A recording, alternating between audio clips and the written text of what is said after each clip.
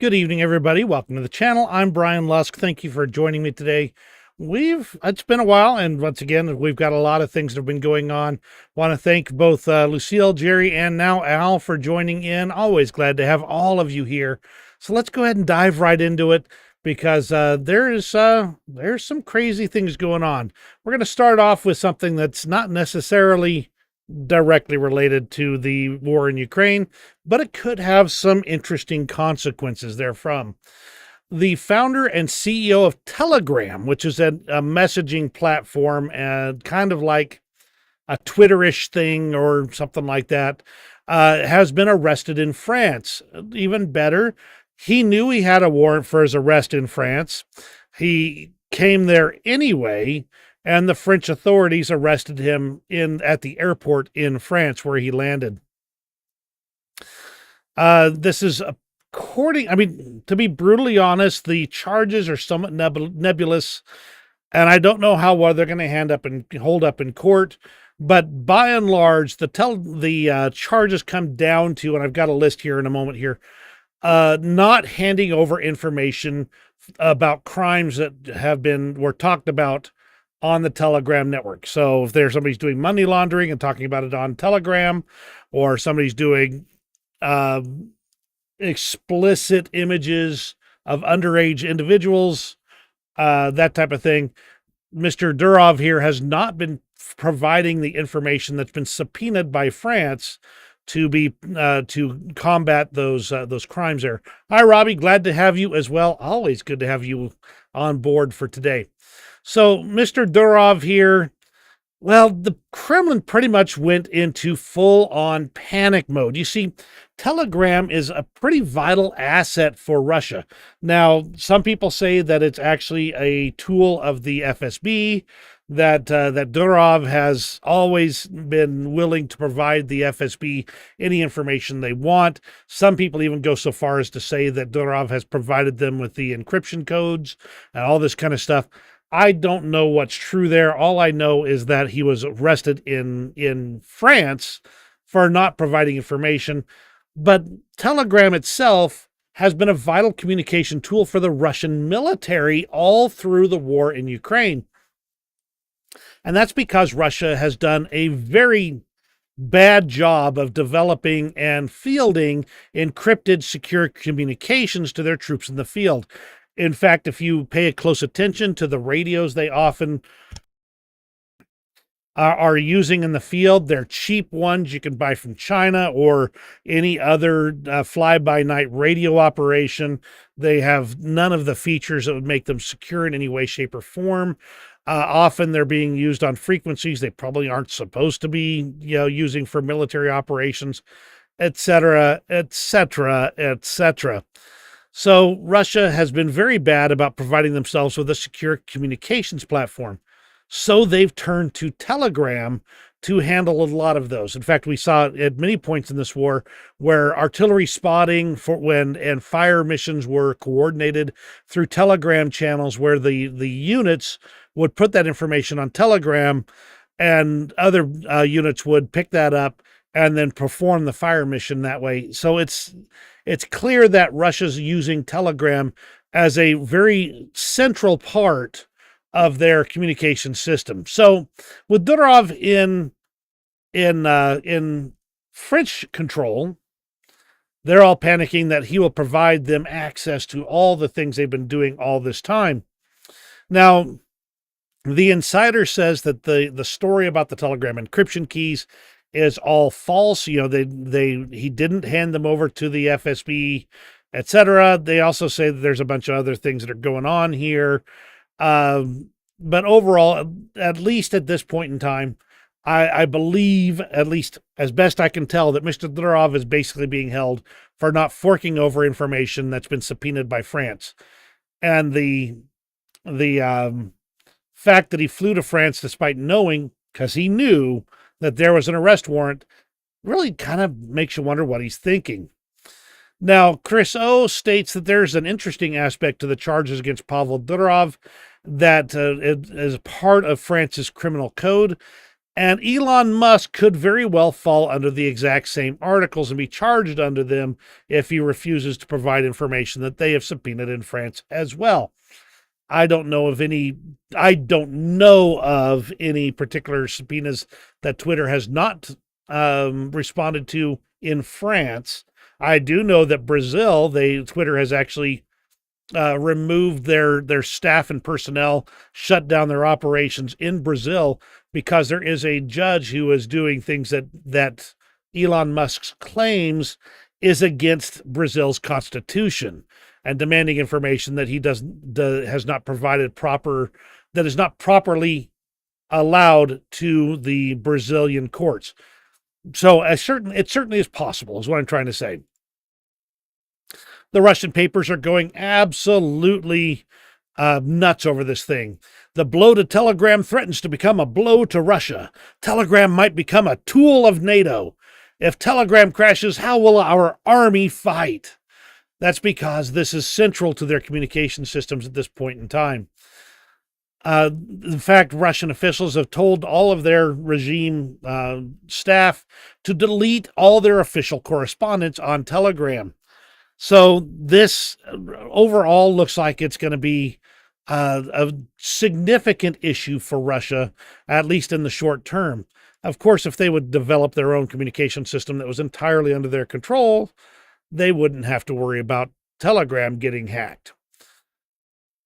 As Brandon Friedman here states, you don't have to know anything about Telegram or its founder. Just look at who's mad, and you know France got the right guy.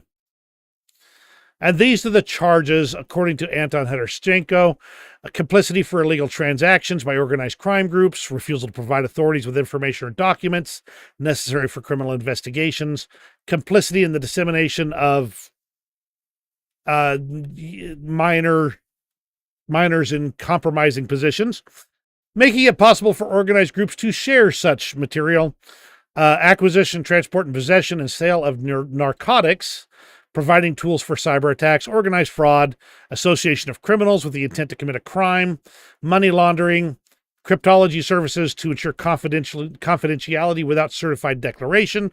That one bothers me. Providing a cryptology tool not solely ensuring authentication or integrity monitoring without prior declaration. Again, that feels weird. Importing a cryptology tool ensuring authentication or integrity monitoring without prior declaration.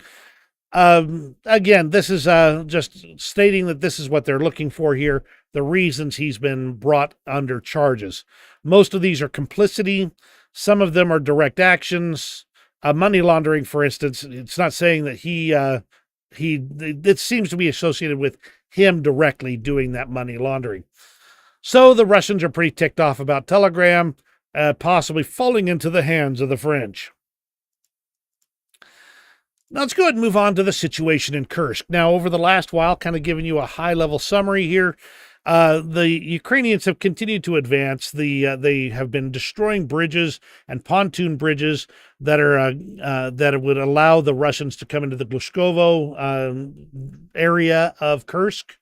And so far, they've been successfully destroying those bridges repeatedly, though there's some question marks exactly what that status is right this moment. Now, the U.S. is currently prohibiting Ukrainian forces from using ATACMS missiles to strike military targets in Russia, and only allowing to use the Gimlers ones, which are shorter range, and that does not allow them to really reach out and touch somebody like they need to. Out of this, only 17 of the 250 items they could reach with actual full-on ATACMS are airfields, and it is unlikely that the Russian military has redeployed assets away from all the other objects to the same degree as is reportedly done with aviation. So there's a lot of options there that they could do if the U.S. would say, go ahead, use the good stuff. I'm going to go ahead and move this. No, I'm going to hold on to it right here. This, I believe, is information from, today. After the destruction of pontoon bridges repeatedly, the Russians have built 3 new ones over the same river in the Kursk region. This is the area we're talking about right here. The west of the Ukrainians' operations in Kursk, in the Sudza area and things like that. This area to the west here is likely under effective encirclement, as in there's not enough bridges and supplies to get things through at this point in time. As the Ukrainians continue to destroy those bridges, the troops themselves will have to decide if they're staying on the south side of the river or not. Now, there's some reasons they might stick around, and we'll talk about those for a bit. Here's another kind of talking about those pontoon bridges here being destroyed and rebuilt. A Russian Z-blogger is talking about the 4 districts of Kursk region that if they don't evacuate on time, the Russian army will destroy those districts. As in, Russians are now threatening to turn Russia into ruins. A repeat statement to residents of Koronivo, Rilsk, Rushkov, Bolesholdatsky districts of Kursk region, as well as other regions where evacuation has officially been announced. Dear fellow residents, I ask you to make a decision about evacuation today. Everyone needs to understand the most important thing. If a settlement in the Kursk region is under the enemy, it is now gone. Simply gone. During the counteroffensive, it will, with great probability, be wiped out from the face of the earth. And this is why the Ukrainians did this, because if it's the Russians are destroying their own property, their own towns, they're not destroying Ukraine's as much. Over in the Belgorod region, just north of Kyiv, 3 villages have been shut down due to the worsening operational situation.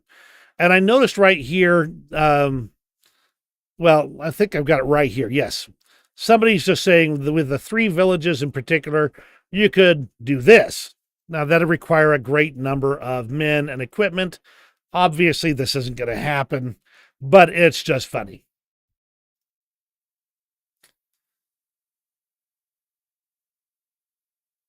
Now, this is analysis by Tindar here.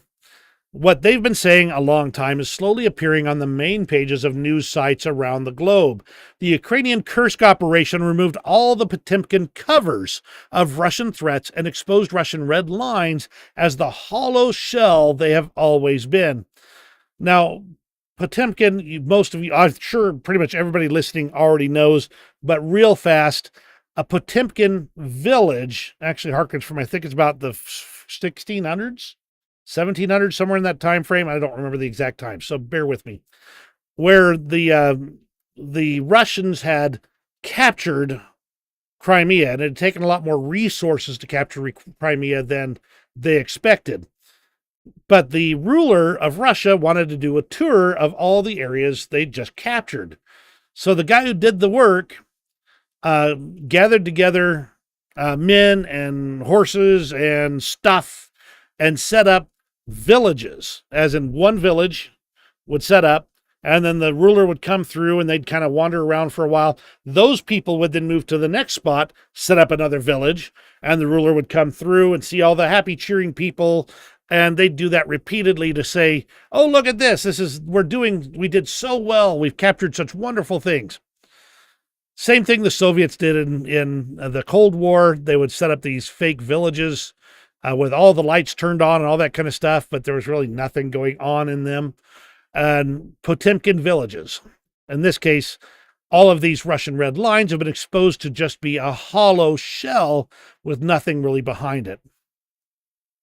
Putin said if Russia's territorial integrity were threatened, we will certainly use all the means at our disposal to protect Russia and our people. It's not a bluff. The citizens of Russia can be sure that the territorial integrity of our motherland, our independence and freedom will be ensured. I emphasize this again, with all the means at our disposal. And yet, they're basically marketing around that this is no big deal. The Ukrainians on Russian soil, this is the new normal. So that's kind of Tindar's thoughts on that. Now, in the same vein, the Russians are getting pretty paranoid. They have repeatedly claimed that there's a new offensive. The Ukrainians are starting a new offensive in Bryansk, in Zaporizhia, in Kherson, in Transnistria. We've talked about this several times. But the end result is that they're just plain scared. They don't know what to expect. And so they're saying everything's going to happen in hopes of being somewhere near the right truth and to prevent the Ukrainians from making progress. The thing is that the Russian army is very inefficient. It doesn't move quickly. So if the Ukrainians fire up a new offensive in an area that they have pulled the troops and equipment from to go and move it to Kursk, well, it's going to be a long time before Russia can move any equipment and troops back in there. And that's what we're kind of seeing happening in Kursk, is that it's taking forever for Russia to get actual effective military hardware and personnel in there. Now, the Russians like to say that the Ukrainians are looting everything. Well, no, they're not. We've seen plenty of evidence that they're not. But here we go with the Russians looting their own towns before the Ukrainians arrive. More shops in Glushkovo have been looted by the Russian army. They're picking the town empty. You get the feeling that this was the primary reason for creating the pontoon bridges over the Seam River. Here's video of a wild berry warehouse, which is kind of like the Russian Amazon, Amazon.com. And they're going through and they're looting stuff from this wild berry warehouse. So the Russians are looting their own stuff, stealing from their own people. Ukrainian forces in the Kursk region. Now, this is going back to the 23rd, so it's several days ago. Ukrainian forces took 3 more villages, backed by visual evidence. The Ruskaya Konopelka, the village of Koronivo. This is the village, not the town. I swear they like to name things the same thing over there. And Krasno Oktyarbroska are now under Ukrainian control. And with the last village, it is now confirmed that Russians south of the same river can only withdraw crossing the river. Rybar weighs in on the rumors of a Ukrainian operation in the Kherson region, focusing on the possibility of a large-scale landing operation, saying that there's a lot of problems with that, but he thinks it might be a Ukrainian intelligence operation.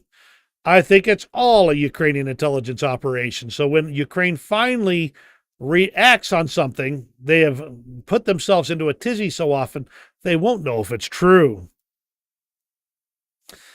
But the Ukrainians managed to confiscate a large number of crates with mortar shells and 2 police vehicles over in the Kursk direction. Hey, mortar shells are a good thing for Ukraine to get at this point in time. Ukrainian serviceman says that their main task in the western section of the Kursk bridgehead is to continue attacking any crossings over the river to prevent Russians from escaping with their equipment. There will likely be people who will swim across that river, but what they can't swim across that river is trucks and lots of heavy equipment. So, very good. President Zelensky stated that the operation is part of a large military, political, and military diplomatic operation. You will see the results later. The Russians wanted to occupy Kharkiv. We thwarted this operation. Then they wanted to move to Sumy, so we attacked them preemptively. That's the what Zelensky said about it. Here's a Challenger 2 rolling through Kursk right now, so, or at least as of yesterday. So nice to see some of that equipment moving around and getting its job done. And another Russian helicopter was downed by another FPV drone that seems to be very effective at taking out helicopters. Now, Russian sources claim that they recaptured Nizhnaya Paravaya in the Kursk region, but the problem is that Ukraine never actually claimed to have gotten there. They've never put any claim on it, and they've only recently started moving just to its south.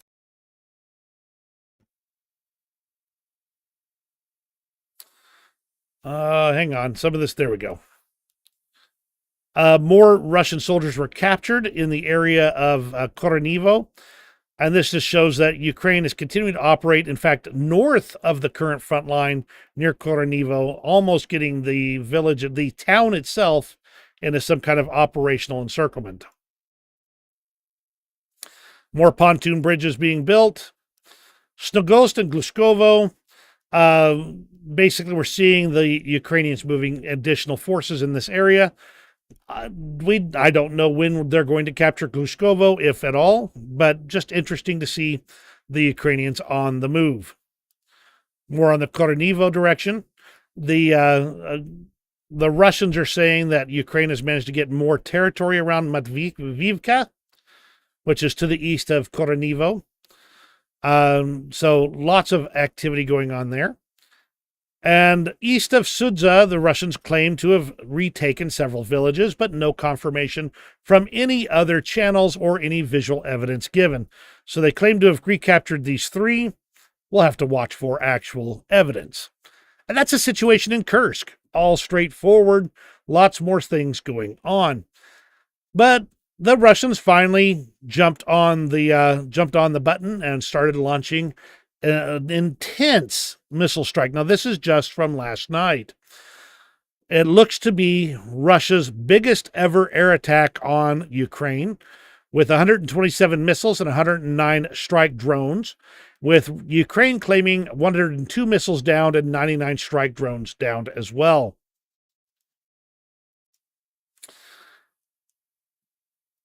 As Tindar states, the attack was massive, and the Ukrainian defense was also impressive, with 86% of the incoming Russian aerial vehicles neutralized. Not bad. 14% still made it through. As he said, it is time to kill the archer. Let me see if I can find that. Ah, dang it, I've lost it. Okay.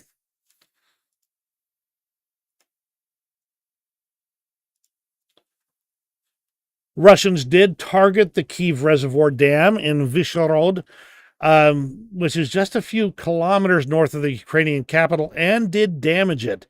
It doesn't look like, from the reports I'm seeing, that the damage is a mortal blow to the facility, but still, it's not good to have that facility damaged. I believe the area would be intensely flooded if so. There's even a Russian missile that splashed into the reservoir, trying to get to the dam itself.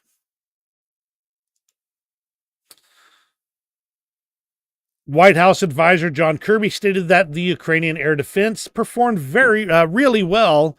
We've got to make sure they can continue to do that, so we're focused on looking at interceptors and air defense systems.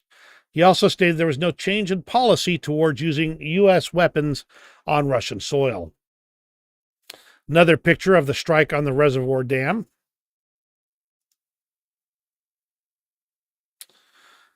Whereas Dmitry at War Translated stated that, I'd note that despite the significant scale of this morning's missile and drone attack on Ukraine, there is relatively little footage of the aftermath, suggesting strong Ukrainian discipline in keeping this information out of Russian hands.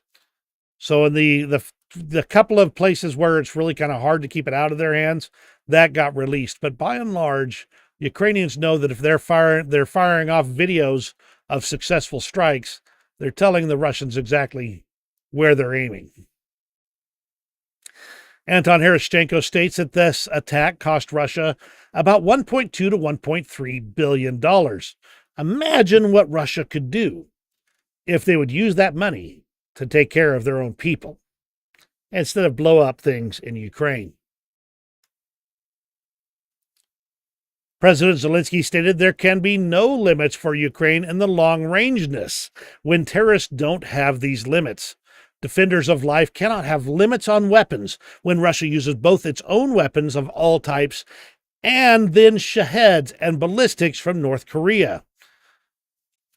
He says they're fighting with one hand tied behind their back. Here it is here. A short animation saying, do we keep catching arrows or take out the archers? As long as all you're doing is stopping the arrows, the enemy can keep throwing arrows and getting its way through your defenses. But if you kill the archers, those who are shooting the arrows, then it's definitely going to stop them. The Ukrainian Power Authority did announce rolling blackouts in Kyiv, Odessa, Donetsk, and Dnipropetrovsk in order to stabilize the grid. This could be a while before things really, truly stabilize. Let's go ahead and get on to news out of Ukraine itself.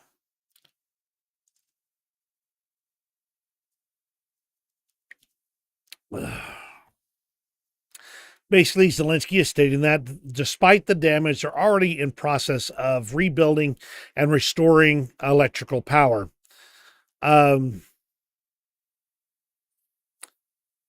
He stated, though, this interesting thing. Putin is not deceiving himself. It is clear he can only do what the world allows him to do. Weakness, inadequacy of decisions in response to terror feeds terror. And each leader, each of our partners know what strong decisions are needed to end this whole war and to end it justly. It's not enough to just end the war. It has to be ended with justice, or there will be no peace in the long term. Metrics show internet connectivity levels have fallen in multiple regions of Ukraine, including Kyiv, after the series of deadly Russian missile and drone strikes, indicating that the energy infrastructure has been damaged significantly. Over in the Donetsk region, they've expanded the area of forced evacuation to a whole bunch of additional villages and cities. This is not unexpected. The Russians continue to push in this area, not pulling those forces from Pokrovsk to try and stop the Ukrainians elsewhere. It's clear they're just trying to keep on and keeping on as much as they can in hopes of capturing as much Ukrainian territory as they can. The Russian Defense Ministry talked about that massive strike, saying the targets were electrical substations in various regions, gas compressor stations, and storage sites of aviation weapons, and they state that all of their designated targets were hit, as they always state. It was Ukraine's Independence Day. I think that was yesterday, going from memory, so I apologize on that. The interesting thing is that a lot of Russia's, well, I shouldn't say a lot, a fair amount of people wished Ukraine a happy Independence Day. People you would not expect to do so. One of them was Lukashenko in Belarus. And it makes me wonder why.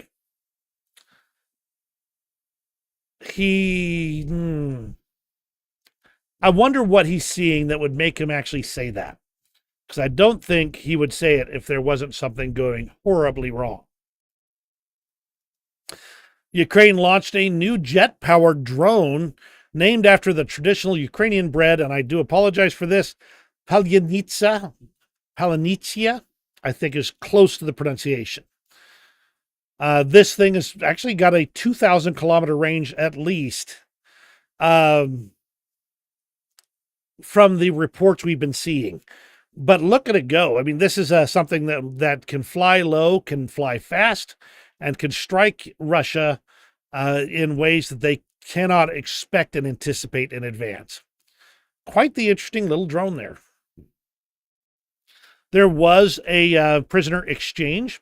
115 Ukrainian soldiers are returning home from Russian captivity and sing the national anthem of Ukraine on Independence Day. And this is another video. This is actually the results of that Palyantsia drone attack. It struck a military base in the Voronezh region.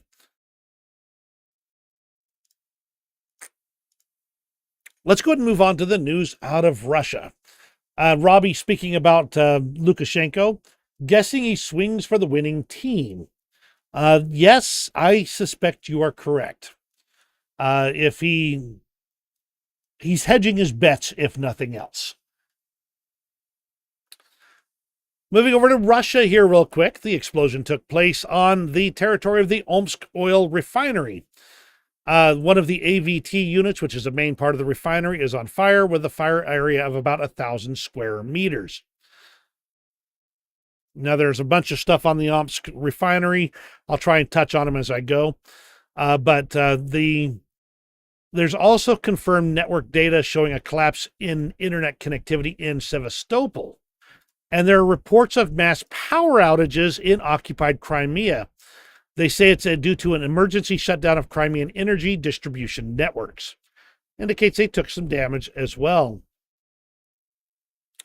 This has been burning for, I think they're going on 12 days, though I think they put out one section, which is what this foam kind of shows right here.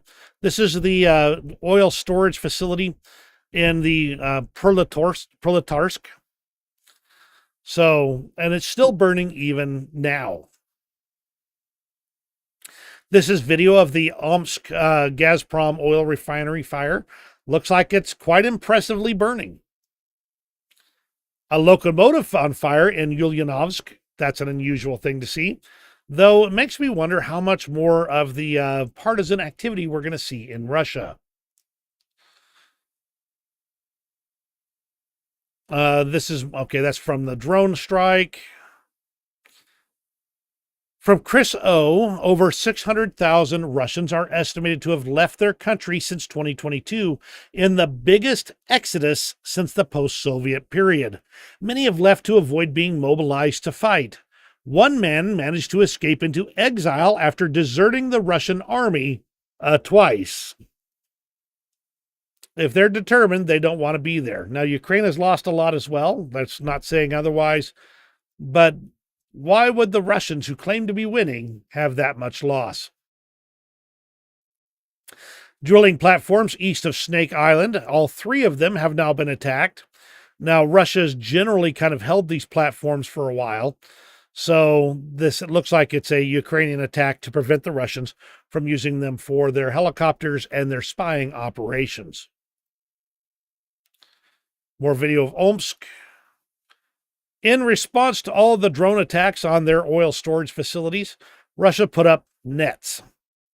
Hey, if that's what it helps to helps them sleep at night, go for it. Put up a net. Another commentary from Tindar. This one's long enough that I'm not going to read the whole thing, but the long story short on this one is that Vladimir Putin took time out of his day, or for a couple of days actually, to travel down to Chechnya and visit with Kadyrov. He kissed a Quran, and this kind of shows that that Vladimir Putin has no friends, for lack of a better way to say it. People are only willing to support him as long as he remains strong. And now he's looking pretty weak, so he was there with Kadyrov to shore up that relationship as well. Kadyrov is one of the people that if Putin falls, the odds are that Kadyrov will fall as well. Also, it kind of puts a lie to the whole Russia is the bastion of Christianity. Just saying. Ukrainian missiles struck a training base with a bunch of their soldiers being hit. I believe this was in the Donetsk region, but I'm not sure on that. Peskov states that the topic of negotiations with Ukraine are currently lost their relevance. There are a lot of reports about various contacts being published, and not all of them are true. In Saratov, drones shot down by local air defense over the city have hit several residential buildings, including a 38-story high-rise. Now, this has been...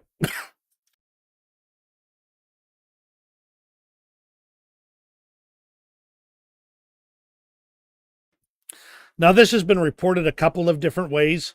Some of the Russian sources are saying it was a targeted strike by Ukrainians on civilians. Ukrainian sides are saying that no, these were shot down or electronic warfare interference. Did it? Just be advised that this is out there. And at this point in time, I do not know if it was a deliberate target or not.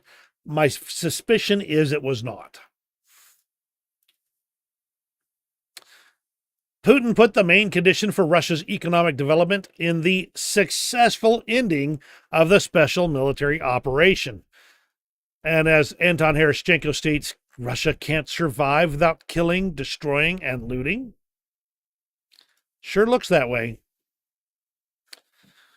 Now, moving down to Crimea for just a moment. The head of Sberbank in Russia is taking over the southern coast of Crimea. German Graf, one of the most influential people in Russia, who is in Putin's orbit, is actively building up the southern coast of Crimea, as in taking the most prime real estate, building, knocking down vineyards and homes, demolishing anything that's there, and building up his own multi-billion-dollar palaces on the coast there. It's really, he may find that may not pay off in the long term. From the Ministry of Defense of the UK, the General Staff of the Ukrainian Armed Forces reported that on the 14th of August 2024, a multi-service strike targeted Kursk-Kalino airfield. And imagery confirmed the destruction of one Orion drone. The co-located MiG-29 Fulcrum fighter aircraft and second Orion drone may have been damaged during the attack. Introduced by the Russian, okay, it talks about the Orion drone there for a bit. This is another successful strike into Russian territory by Ukrainian forces with their drones. And then the second item I found interesting. In a message on the social media site Telegram, Dmitry Rogozin, the so-called Russian senator for the temporarily occupied, controlled parts of Zaporizhia Oblast, and former deputy prime minister, boasted of having burnt Ukrainian books and called for all Ukrainianness to be burnt out at the root. He also commented that any truce is certain death for our children. These comments are the latest in a long line of Ukrainophobic sentiments by senior Russian officials that undermine and threaten Ukrainian identity and culture. They then talk about this meaning that the Russians still retain their maximalist objectives. All I'm going to say is that this phrasing looks familiar. You might have found a guy with a funny mustache saying that about 80 years ago. Let's move on to the international front for just a moment here. An aerial object flew into Polish territory near the city of Czerwonohrad. It wasn't a rocket. It was likely a drone. And it disappeared from the... it disappeared from their radar while still in Polish territory. They're now searching for the object. It disappeared after 25 kilometers. And overall, this indicates the Polish didn't shoot it down. Which, I don't know what to make of that yet. I want to see what they pull out of that. Because Russia's been very generous with their boundaries for their drones. And it's starting to get a little bit obvious. Hard to hide. The head of the IAEA is personally heading a mission to go and check the situation at Kursk nuclear power plant in Russia. I'll be interested to hear what the report is, to see if they even get into Kursk nuclear power plant. We will see. From Tindar, once again, another major defeat for Putin and Russia. The strategic Russian pipeline project Power of Siberia 2 has been effectively stopped indefinitely. The government of Mongolia announced their strategic economic plans for the years 2024 through 2028, in which Power of Siberia 2 has been completely left out. Mongolia is the vital transit country for the pipeline project. Therefore, it is unlikely that this Russian pipeline project will be finished anytime soon, if ever. Now, they've been suppressing this in Russia. This was supposed to connect the gas fields in Russia to China, where they would be able to balance out their losses in selling things to Europe. But with Mongolia not playing ball, it seems that's not an option. And China's not been particularly aggressive about pursuing getting this pipeline either. I suspect they know that if they get too addicted to Russian oil, there could be consequences for them in the long term. More information on the Shahed drone, but really just to kind of confirm the information we already talked about. And Anton Herashchenko states that it'll sooner or later be for NATO to start shooting these down to protect their own territory and to protect the territory of Ukraine and to prevent a humanitarian crisis. Better sooner than later.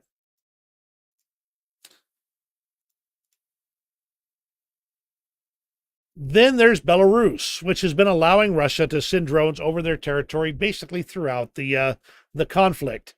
2 more Shaheeds have are entering Belarus from the Chernihiv region of Ukraine. A fighter jet of the Belarusian Air Force from Baranovichi is on duty in the air in the south of the country. So they're not even being very careful about where they're sending them over their allies. But the situation between Belarus and Ukraine has been getting a bit tense. You see, Lukashenko has sent a bunch of military forces and their equipment to the Ukrainian border. And when they started going there, people observed that they really weren't ready for war. They didn't have cope cages. They didn't have the electronic warfare equipment. Anything they're sitting down there really will die quickly if they actually try to invade Ukraine there. So, as Ukraine stated to Belarus, Belarusian forces, including Wagner mercenaries gathering on the border in the Gomel region north of Kyiv and Chernobyl, threaten Ukraine's and the world's security and must withdraw beyond the range of their weapon systems. Kyiv urges Minsk to not make tragic for its own country mistakes under Moscow's pressure, and warns that in case Ukraine's border is violated, all military concentrations and logistics in Belarus will become legitimate targets for the Ukrainian military. Translation: stay out, or you will pay with all your military stuff all across Belarus. But Tindar states this is nothing new. Putin needs a relief from Kursk and pushes Lukashenko to do something. We saw exactly the same shortly after when the Wagner uprising happened. In the end, it was only a show. Though you can never exclude the chance that Putin forces his puppet in Minsk to comply, it would be suicidal for the Belarus army. Ta-da. Ukrainian border guards down here were sending a clear message back in 2023 of what happens to anyone who crosses the border from Belarus to Ukraine. So making it clear that if they try it, you're going to get killed. Now let's move over to the front lines for a bit. The changes that Deep State focused on today are down. Let me back up and go over here. In this, the active area near Pokrovsk. See, this is yesterday's lines. Here's today's lines. There's a difference, and it is it's significant. But there's lots of things to be concerned about here. Is all I'm going to state with that. From the Institute for the Study of War, Russian mill bloggers claim that Russian forces recently regained lost positions in Kursk amid reports of continued Ukrainian attacks in the area. I don't need to touch on this in detail here, but just we already kind of touched about it earlier. The Russian military likely continues to redeploy forces from lower priority sectors of the front line in Ukraine to the front line in Kursk Oblast. So there are areas of the front that are being weakened right now by this operation in Kursk, which is what Ukraine wants. If they're not able to carry out offensive operations in Ukraine in those areas, well, it gives opportunities for Ukraine to fight back. Talking about Durov for a moment and the reaction to Durov, we don't need to go into all that. This is what the Institute for the Study of War, as of August 25th, states as the extent of the coverage for Ukraine here. They are marking this claim about the Russian sources here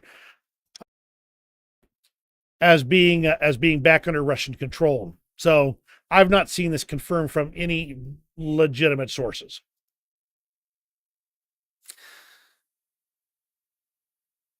Pokrovsk front fortification update. With the claimed fall of Krani and Tritiyar, The Russians have now moved the fighting to the last solid line of fortifications before Pokrovsk and Mirhorod.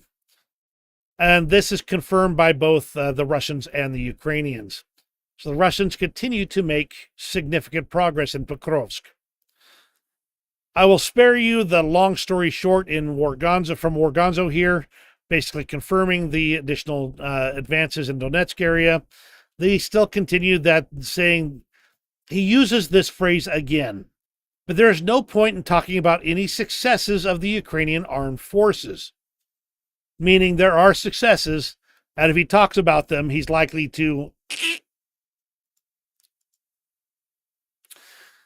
Finally, President Zelensky stated that the Ukrainian armed forces will bolster the Pokrovsk direction with additional forces. No word on how much or how or what, anything like that, just that it would happen. Overall, this Ukraine map is talking about the area, Mirhorod right there, yeah, outside of Pokrovsk, and gives you another view of that situation. I can't speak to the accuracy of the unit locations or anything like that. But I did find this M1 Abrams destroying Russian positions in the Pokrovsk direction interesting. That means that the Ukrainians have never pulled the Abrams out of service, or at least have not done so until this point in time. But they are putting some of their best gear right there in that direction where the Russians are moving forward. So just be prepared for there to be an Abrams or two lost in the near future. Hopefully that comes tied with a whole lot of stopping Russian hardware. More confirmation on the situation near Pokrovsk. And the map update in the Toretsk direction, which includes that the Russians advanced from Nelipivka and Zalizne to the memorial sign to the fallen defenders of Toretska and Zabalka district. But this whole situation in New York here still remains weird. And so we're continuing to watch this and see what comes out of this. And that's the situation on the front lines. I really have a couple of extra items. If you guys have questions or things you want to comment on, absolutely pipe in. Now is the time, and I'll try and address them before we close things up. An installation from Ukraine at Burning Man Festival in the U.S. The sculpture, which symbolizes Ukraine's resilience in the face of war, was created by artist Oleksiy Sai. The installation consists of items damaged by Russian bullets and shells. Among them is the sign, "Caution, Children," from a school in Kherson region that has been completely destroyed by the Russians. Let's see if I can get that up. Getting to see more of my desktop than normal, but I wanted you to see this whole picture here. Quite the sight. And says so much about the Ukrainian spirit. I can't imagine they're doing anything but crying inside. But in the end, they've got to say, "I'm fine."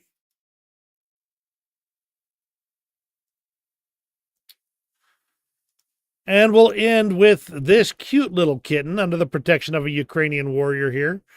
The two seems to have hit off, and the kitten is enjoying exploring this soldier and finding places to snuggle up with him.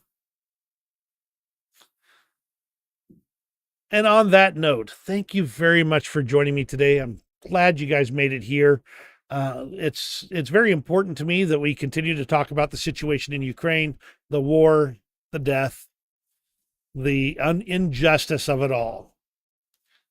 And I hope that this has ended soon in a just way. You guys have a great rest of your day, and we'll see you on the next video.